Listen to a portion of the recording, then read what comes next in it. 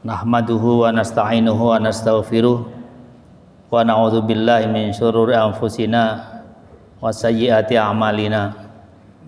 May yahdihillahu fala mudhillalah wa may yudlilhu fala hadiyalah. Asyhadu an la ilaha illallah wa asyhadu anna Muhammadar Rasulullah. Allahumma salli wa sallim wa barik ala Rasulillah wa ala alihi wa ashabihi wa mawalah. Amma ba'du fa ya ibadallah, usikum wa iyaya bitaqwallah faqad fazal muttaqun. Para bapak dan ibu, baik yang di masjid maupun melalui Zoom yang saya hormati, alhamdulillah sore ini kita bisa hadir di masjid kita tercinta dalam rangka memakmurkan masjid kita untuk kita baca bersama kitab Tawdihul Ahkam min Bulughil Maram yang pada Sabtu lalu sedang kita baca bab i'tikaf. Belum selesai, makanya sore ini mungkin sedikit kita teruskan dan mungkin nanti sedikit kita sampaikan lebih secara teknis bagaimana kita melakukan i'tikaf Ramadan.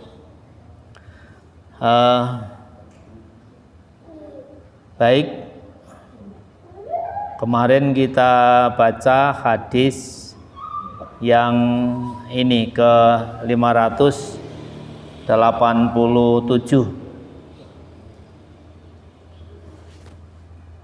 Sudah berapa poin kita baca natijahnya atau maksudnya, pengertiannya?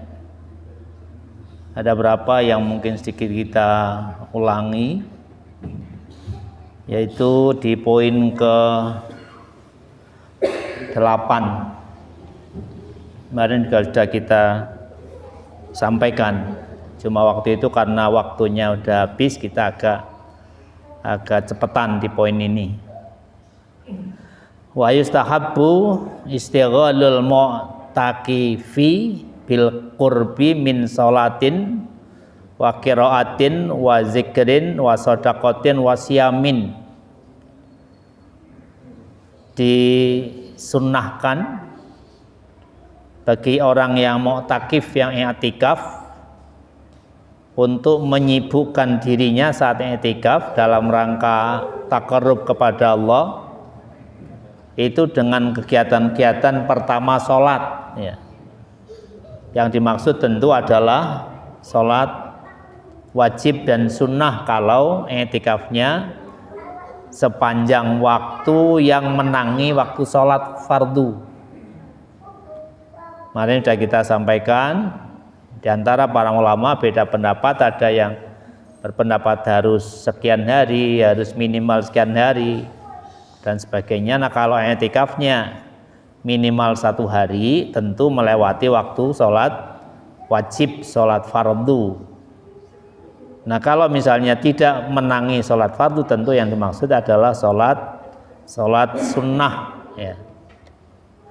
Yang kedua, wa qiraatin, yang dimaksud adalah qiraatil Quran, membaca Al-Quran, wa zikrin, dan zikrullah, membaca kalimah-kalimah thayyibah, wa shadaqatin, dan menyibukkan diri dengan memperbanyak sedekah, wa siyamin, memperbanyak siam puasa, wa laisa lahu zikrun makhsusun wala fi'lun siwal lubsi fil masjidi, dan tidak ada zikir yang secara khusus, tidak ada juga kegiatan yang secara khusus sewal lubsi, kecuali al-lubsu itu tinggal, al-muksu, al-lubsu, al-muksu artinya ya tinggal fil masjid, di masjid itu. Tentu karena i'tikaf ya syarat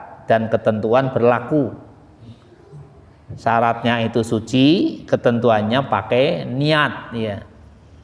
Jadi harus keadaan suci. Kalau batal misalnya segera berwudu, terus ketika memulai i'tikaf itu dengan niyah ya, niyah i'tikaf. Tetapi di situ dijelaskan tidak ada zikir tertentu, misalnya membaca apa berapa, kemudian melakukan apa juga berapa, tidak ada. Wala fi'lun wala laisa lahu zikrun maksusun wala fi'lun maksusun. Jadi i'tikaf itu ya tinggal, ya duduk, tentu ya tidak tidur ya. Tidak tidur artinya ketika tidur tentu berlaku ketentuan bagaimana dampak tidur bagi kesucian wudhu kita. Kalau tidurnya sampai tidur yang membatalkan wudhu, kemudian ketika bangun ya harus segera wudhu kembali. Wa afdalu zikri, dan zikir yang paling afdol menurut musannif ya, menurut Abdurrahman Al-Bassam adalah tilawatul Quran bitadabburin, adalah membaca Al-Quran dengan mentadabburi isinya ya. Tilawatul Quran juga sudah afdol, lebih afdol kalau ditadabburi. Tadabburi itu artinya merenungkan, menghayati, dan kita bisa merenungkan serta menghayati isi Al-Quran kalau kita tahu maksudnya, tahu maknanya, dan kemudian mengerti maksud dari ayat per ayat. Karena itu kemarin ada yang usul, mungkin niru di kegiatan-kegiatan i'tikaf yang di-share di grup itu, bagaimana kalau i'tikafnya di toto gitu ya, diprogram oleh panitia, acaranya tertentu, pertama apa, kedua apa, ketiga apa, termasuk ada kajiannya ya. Bagus juga, baik saja ya. Tetapi kita kan i'tikafnya masih semi jamaah ya Pak Aziz. Kadang ada yang sejak Isya sampai subuh tidak pulang. Walaupun nanti tengah-tengah malam ya tidur gitu. Kadang ada yang datangnya jam 2 gitu baru datang sampai subuh gitu. Nah itu kan program masing-masing, program al-lubsunya i'tikafnya beda-beda. Nah kecuali kalau bisa diseragamkan i'tikaf mulai pada tarawih, misalnya istirahat saat jam dulu, terus sesudah itu mulai i'tikaf. Kemudian program pertama atau acara pertama simaan. Simaan itu sami'a yasma'u simaan, saling mendengarkan bacaan lainnya, namanya simaan. Si A baca, dengarkan, dan seterusnya. Simaan. Yang kedua tahsin, misalnya saling membetulkan bacaannya biar benar. Dan yang ketiga diserahkan masing-masing untuk zikir membaca kalimat thayyibah. Dan yang keempat ada kajian. Kajiannya juga gantian. Ya membaca ayat, terjemahkan, baca ayat, terjemahkan, misalnya begitu. Dan seterusnya. Kalau bisa begitu ya mungkin bisa diprogram, tapi kalau masih seperti selama ini ya, bahwa i'tikaf kita itu semi jamaah ya, bukan semi tapi semu jamaah ya. Bareng-bareng di masjid, tetapi datangnya masing-masing, jamnya sesuai jadwal masing-masing, dan juga ya programnya juga masing-masing. Ada yang kepengin doa diampuni dosanya, ada yang pengen doa disehatkan badannya, ada yang ingin saya doa segera dapat jodoh. Mas Ferry doanya gitu enggak? Ya itu kan masing-masing program doanya. Ada Pak Bambang SB, jangan doanya segera dapat cucu gitu Pak Bambang. Dapat cucu. Ya itu kan program masing-masing dengan doanya. Lah itu kalau dibarengkan nanti enggak sama keinginan. Sehingga ya monggo, yang penting ini pengertiannya. Tidak ada doa khusus, tidak ada amaliyah khusus untuk i'tikaf, karena yang pokok adalah al-lubsu fil masjid itu. Lebih tegas lagi dijelaskan, inti atau katakanlah hakikat dari i'tikaf adalah habsun nafsi wa jam'ul himmati ala nufudil basirah fi tadabburil Quran wa ma'anit tasbih wa tahmid wa tahlil wa zikrillahi. Al-i'tikafu adalah habsun nafsi, pengendalian diri ya. Mengendalikan diri, mengendalikan jiwa, wa jam'ul himmati, mengumpulkan kekuatan, semangat, komitmen itu untuk nufuzil basirati, untuk membuka penglihatan hati, basirah itu fi tadabburil Quran, dalam rangka mentadabburi Al-Quran, merenungkan isi dan kandungan Al-Quran, wa ma'anit tasbih, dan makna dari kalimat tasbih subhanallah itu, wa tahmid, dan kalimat tahmid alhamdulillah, wa tahlil, dan kalimat tahlil, kalimat la ilaha illallah, wa dzikrillah, dan kalimat-kalimat zikir yang lainnya, kalimat-kalimat thayyibah, kalimat-kalimat zikir lainnya. Itu inti dari i'tikaf sesungguhnya. Habsun nafsi wa jam'ul himmah ala nufuzil basirah fi tadabburil Quran. Intinya itu bagaimana kita mengendalikan nafsu kita, kita tinggalkan semua ingatan dan pikiran-pikiran keruwetan duniawiyah, untuk bagaimana mengasah basirah kita, penglihatan dan pendengaran hati kita, untuk bisa mentadabburi Al-Quran, merenungkan kalimat-kalimat thayyibah yang kita sering baca dalam zikir kita, baik itu kalimat yang berbentuk tasbih, tahmid, takbir, tahlil, dan zikrullah lainnya, kalimat-kalimat dalam rangka zikrullah lainnya. Itu mana dari hakikat i'tikaf sesungguhnya.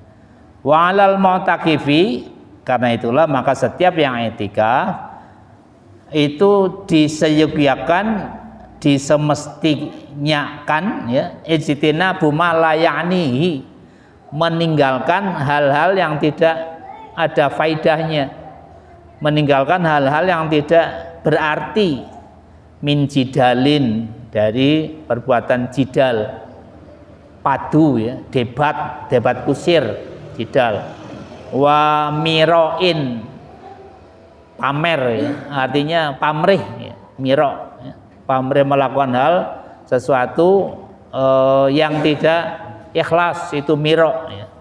Wa kasroti kalamin, dan terlalu banyak kalam, terlalu banyak berbincang yang tidak bermakna, kecuali perbincangan yang misalnya itu debat, diskusi, membahas tentang perkembangan masjid, perkembangan pendidikan di lingkungan masjid dan sebagainya, itu kalam-kalam yang manfaat. Tapi kalau kasrati kalamil la ya'nihi, banyak berbicara, berbincang yang tidak bermakna, apalagi sampai ghibah, namimah dan sebagainya ya, itu termasuk semestinya yang ditinggalkan oleh orang yang i'tikaf.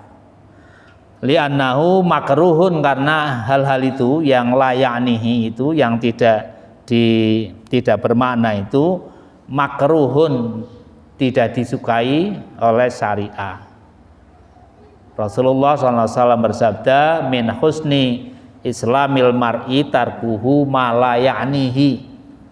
Salah satu tanda kesempurnaan Islam seseorang adalah kalau dia bisa meninggalkan yang tidak berarti, tidak bermakna, tidak ada gunanya, bukan sekadar melakukan yang berguna saja, tidak sekadar meninggalkan yang mafsadat saja, tetapi juga meninggalkan hal yang tidak berguna betapapun tidak mafsadat saat itu.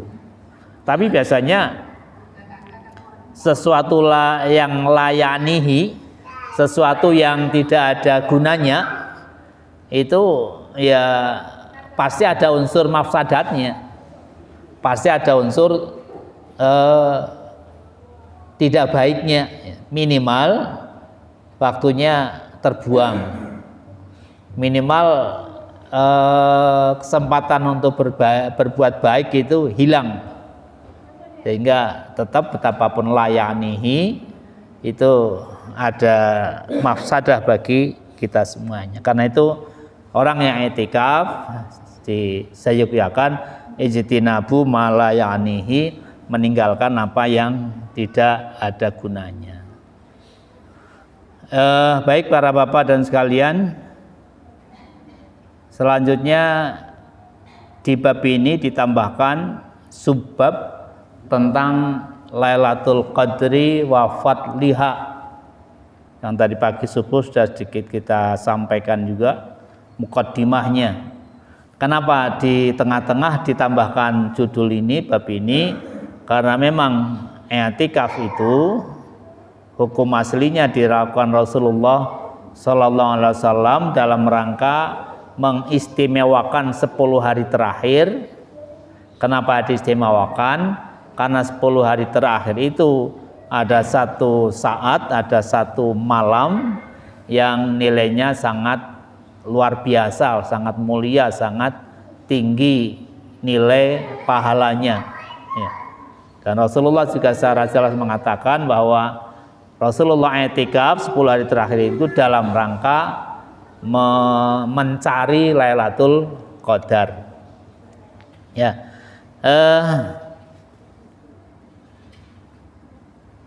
sebelum ini mungkin sedikit kita sampaikan tentang waktu ya. Kemarin juga sudah secara sepintas. Kapan atau seberapa waktu kita itu melakukan i'tikaf? Para ulama berbeda pendapat tentang waktunya. Ada yang mensyaratkan atau berpendapat minimal 1 hari, yaitu Imam Malik, dan dia seperti Imam Abu Hanifah mengharuskan puasa. Artinya i'tikaf itu ya di bulan puasa. Kalau di luar itu pemahaman Imam Malik itu tidak ada i'tikaf.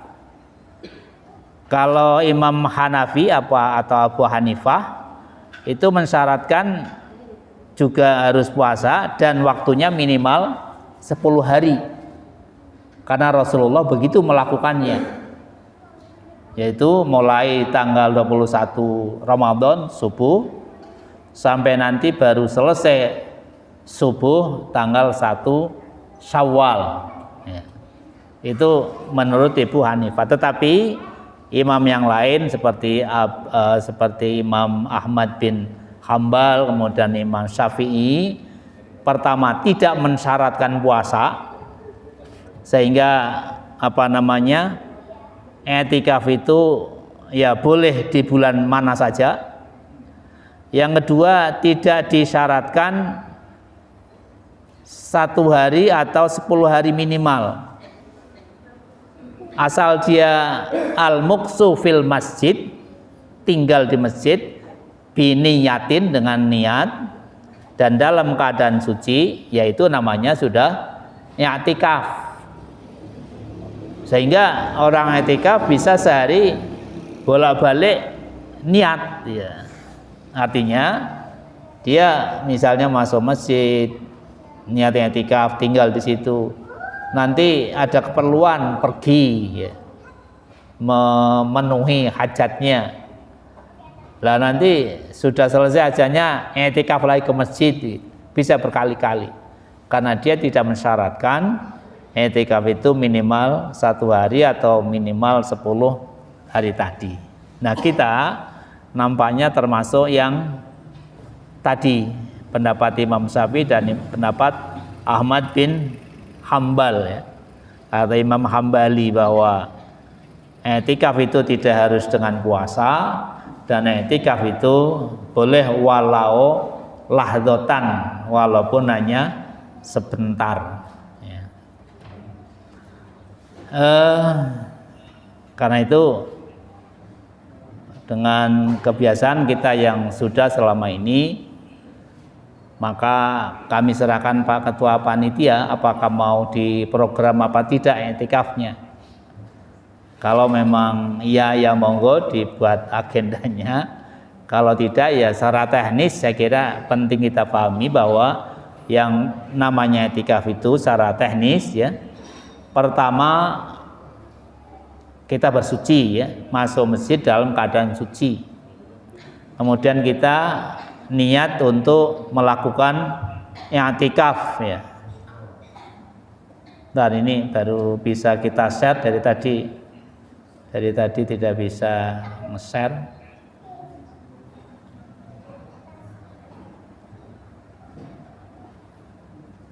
Udah masuk belum ini? Ya, yang kedua niat untuk kita melakukan i'tikaf. Silakan dengan pemahaman dan keyakinan masing-masing ya. Ada yang memahami an-niyah itu fil qalbi, ada yang memahami an-niyah fil qalbi wa fil lisani ya.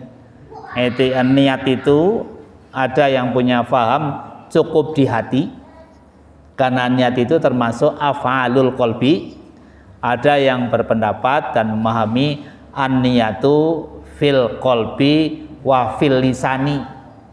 Niat itu ya dalam hati dan diucapkan dengan lesan. Monggo dengan keyakinan dan pemahaman masing-masing ya.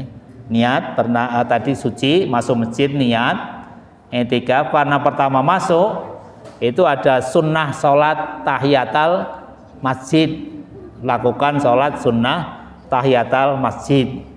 Salat sunnah tahiyatul masjid itu ya 2 rakaat ya. Kemudian kalau ingin salat yang lain silahkan. Misalnya salatul lail. Sesudah tarawih bisa nambah salat lain lagi. Atau salat mutlak, salat sunnah mutlak, salat sunnah ya gampangannya tanpa judul gitu. Salat sunnah mutlak itu salat sunnah tanpa judul. Ya silakan salat sesuai yang diinginkan.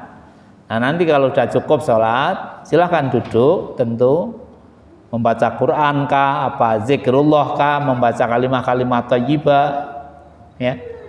Dan afdolnya mustaqbilal kiblah. Sebisa mungkin betapapun tidak ada larangan untuk menghadap arah lain, ya. Misalnya minggir karena capek menghadap kiblat. Kalau mau lendehan di sana itu pais sentimen dikasih barang-barang biar sendehan gitu. Nah kalau di sini nah capek ya sendehan di kiri kanan kan berarti ndak mustaqbilal kiblah ya. Nah apa-apa juga tidak ada syarat mustaqbilal kiblah, tapi afdolnya mustaqbilal kiblah. Kenapa? Karena kalau membaca Al-Qur'an dan kemudian nanti menangi ayat tilawah, ayat sajdah ya.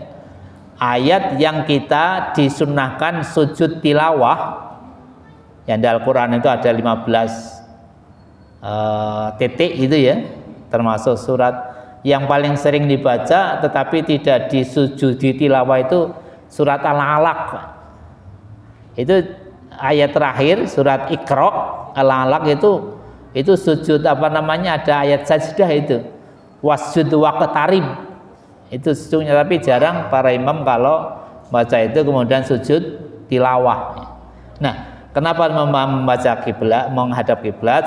Karena kalau tadi membaca ayat sajdah disunahkan sujud tilawah, itu tidak harus cari posisi lain lagi, tinggal sujud saja karena sudah suci jelas, kemudian menghadap kiblat jelas, nutup aurat juga jelas. Itu masuk sholat sudah baca Quran kalau memang kita mau melakukan itu, karena memang qiraatul Quran itu afdalul dzikri ya. Dalam rangka i'tikaf ini sebaik-baik zikrullah itu tilawatil Quran. Nah kalau misalnya sudah kepengin variasi, tidak membaca terus, kita bawa tarjamah, kita buka tarjamahnya, kita baca apa makna ayat yang diinginkan, kemudian kita renungkan apa maksudnya, dan seterusnya. Nah misalnya itu juga sudah cukup, kita cukup itu misalnya baca apa lainnya, buku apa yang kita bawa juga silakan juga. Tapi kalau membaca proposal proyek ya kira-kira enggak. Misalnya Pak Hadi bawa proposal apa mahasiswanya lagi mau bimbingan gitu ya, mungkin enggak usah dulu ya. Walaupun itu juga ibadah ammah ya. Membimbing mahasiswa kan ibadah ammah ya. Tapi ya itu enggak usah dulu karena kita ingin membuang itu kegiatan-kegiatan yang duniawiyah. Nanti pikirannya, wah ini mahasiswa orang genah bolak-balik tak bimbing begini begitu kok balik lagi. Jadi itu tidak dulu ya. Misalnya kemudian itu sudah baca sudah, kemudian membaca kalimat thayyibah. Tidak ada ketentuan apakah 10, apakah 33, apakah berapa ya kalimat thayyibah. Yang ada ketentuan 33 tasbih, 33 takbir dan 33 tahmid ya. Kebalik, tasbih, tahmid dan takbir itu adalah zikir membaca kalimat thayyibah sesudah sholat ya. Sesudah sholat itu ditentukan berapanya, tapi ketika i'tikaf itu tidak ada mahsusun ya, zikrun mahsusun, ketentuan yang khusus ya. Nah kalau kemudian ngantuk ya, usahakan posisi ngantuknya atau tidur tetap tidak bersandar, karena para fuqaha berpendapat jumhur ya, tidur kalau sampai bersandar itu termasuk tidur yang menghilangkan ingatan, yang itu dikategorikan membatalkan wudhu. Kalau kita posisi tertidurnya misalnya tetap sila atau duduk tawarruk atau iftirosh tanpa badan kita bersandar kemanapun, itu para ulama fikih mensepakati tidak membatalkan wudhu. Sepanjang juga kita tahu persis tidak batal karena alasan lain, misalnya buang angin atau lainnya. Jadi yang membatalkan adalah ketika kita tidur sampai bersandar. Karena ketika tidur tidak bersandar cenderung tidak lelap ya. Kita baru bisa tidur lelap kalau bersandar, baik sandaran kiri maupun kanan atau apalagi belakang gitu. Apalagi sampai terlentang jelas itu bisa lelap ya. Itu kalau tidur. Nah kalau terpaksa sekali ngantuk banget sampai tertidur, ya berarti sudah batal i'tikafnya. Nanti kalau sudah terbangun segera wudhu kembali, masuk masjid, boleh sholat lagi. Sholatnya silakan sholat wudhu atau sholat tahiyatul masjid lagi karena sudah keluar dari masjid ya. Bisa salah satunya atau bisa dua-duanya. Lalu lakukan apa lagi yang kita kehendaki. Itu namanya apa namanya secara teknis kira-kira urutan kita dalam rangka i'tikaf. Yang jelas itu ibadah fardhiyah, tapi kalau mau dikelola secara jamaah tadi dengan ketentuan tadi, kita kesepakatan mau mulai kapan dan seterusnya. Dan kalau ibu dan bapak ada yang ingin meniru persis i'tikafnya Rasul, ya tanggal 21 besok itu mulai masuk subuh, habis subuh masuk masjid dalam keadaan suci, pakaian suci tentu, kemudian niat i'tikaf, seterusnya sampai malam ya di situ, siang ya di situ, makan buka ya disiapkan panitia, sahur ya disiapkan panitia, mandi ya keluar mandi, ada kamar mandi, nanti masuk lagi dan seterusnya. Urusan proyek, urusan tugas dinas, urusan perdagangan sementara ditinggalkan. Karena memang inti dari i'tikaf itu yaitu meninggalkan urusan-urusan duniawi, itu habsun nafsi tadi, dari alaqatid dunyawiyati.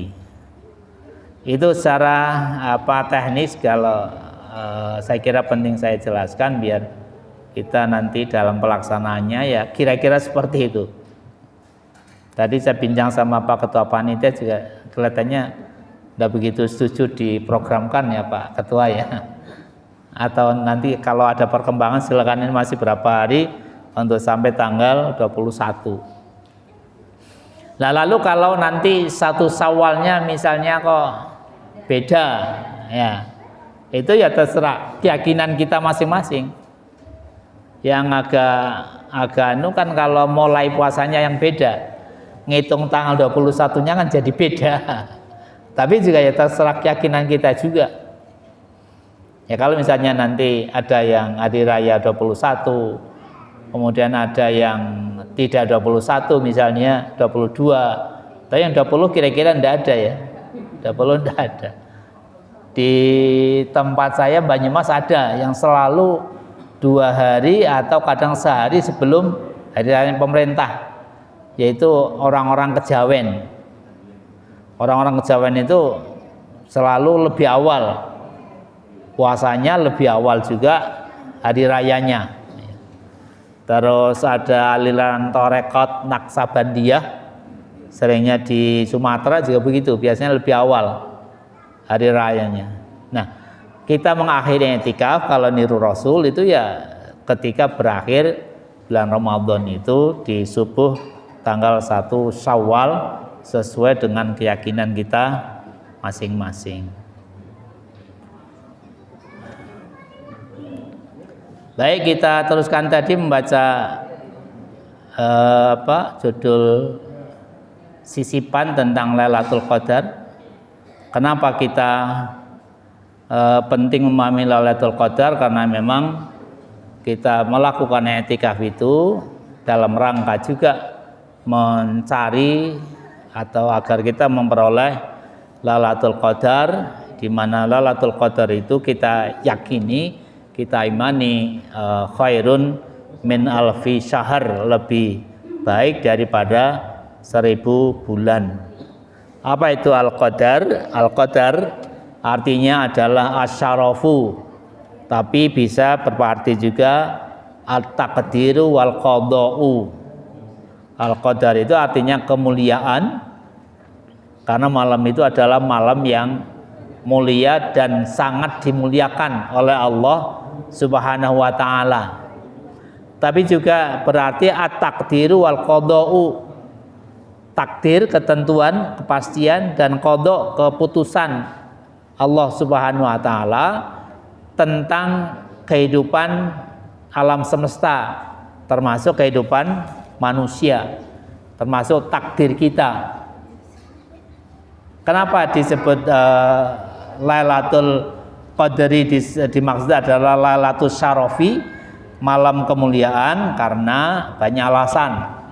Satu diantaranya adalah karena malam itu malam diturunkannya Al-Quran dari Lauhil Mahfuz ke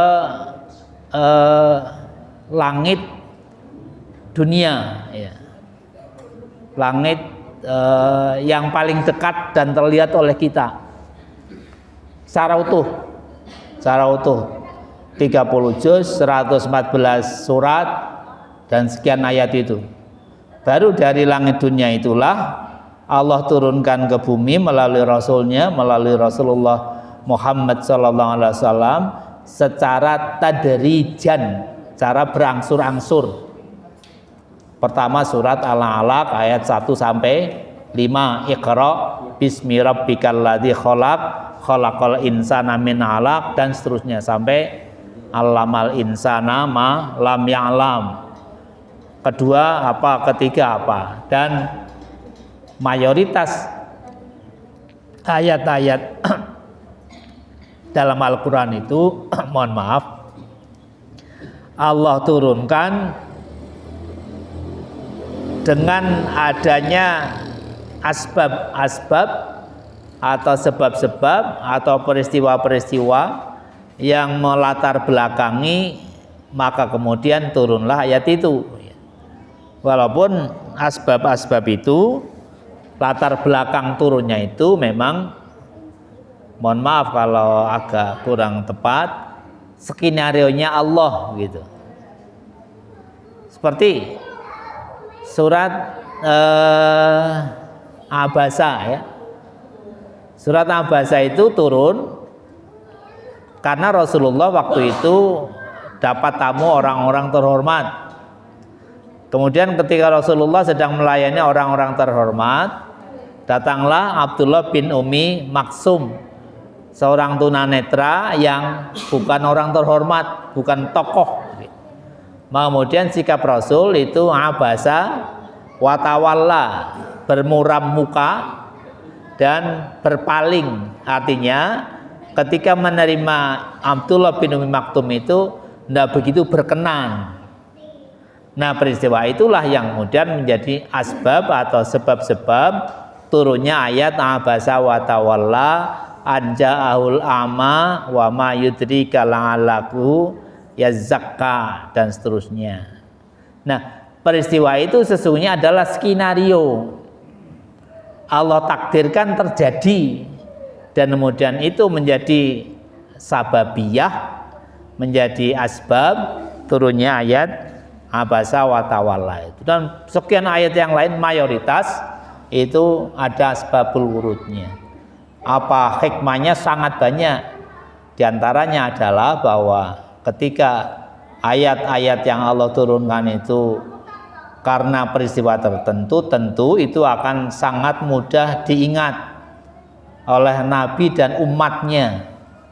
Ketika ada peristiwa seperti ini dan sebangsanya, maka Allah beginilah menghukuminya. Beginilah Allah memberikan ketentuan syariatnya. Nah, lalu bagaimana untuk hal-hal yang tidak pernah terjadi?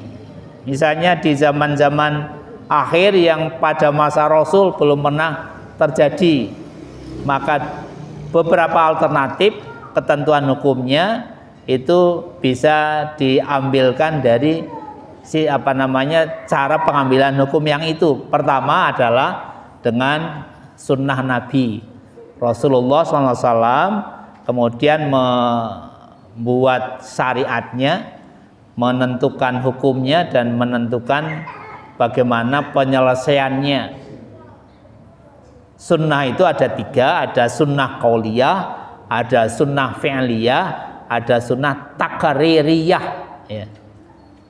Sunnah qauliyah itu adalah ucapan Nabi tentang yang terjadi, yang ditanyakan dan yang dibutuhkan. Rasulullah memfatwakan, itu sunnah qauliyah. Ada sahabat tanya, ya Rasul, bagaimana ABCD? Rasulullah menjawab, begini seharusnya, begitu. Kemudian ada hal yang Rasulullah melihat, kemudian Rasul harus memberi fatwa, itu juga sunnah qauliyah. Kemudian yang ketiga, sunnah ketika ada hal yang para sahabat meminta fatwa, maka diberikanlah fatwa untuk itu. Ini sudah dikode Pak Is ya. Saya kira cukup untuk sore hari ini. Nanti kita lanjutkan di Sabtu yang akan datang, jika memang masih ada kesempatan. Nanti kalau tidak, nanti malam ya, insya Allah 3 jadwal saya. Apa mau disimak sudah nanti? Nanti malam? Ya udah, nanti teruskan ini ya di sini nanti habis tarawih ya. Saya kira itu kita akhiri dengan doa kafaratul majelis. Subhanakallah wa bihamdika asyhadu an la ilaha illa anta astaghfiruka wa atubu ilaih. Assalamualaikum warahmatullahi wabarakatuh.